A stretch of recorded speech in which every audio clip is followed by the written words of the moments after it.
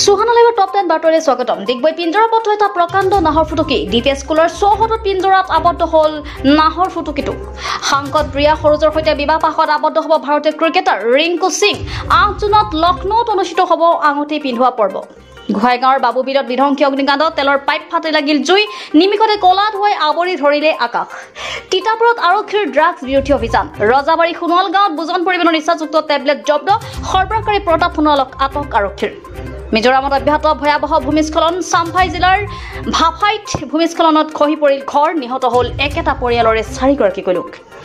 Britain's gut টেলেণ্টত জিলিকিল Assam কন্যা। Second runners আপৰ খিতাপ দখল অসম কন্যা বিনীতা চেত্ৰীৰ।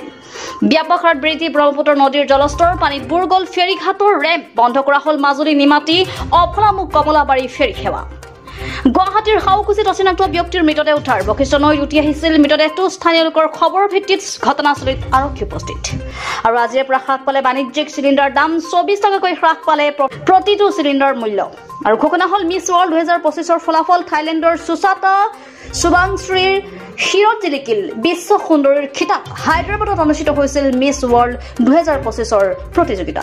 আৰু এয়া আছিল আজিৰ সুহানা লাইভৰ 10টাকৈ গুৰুত্বপূৰ্ণ খবৰ।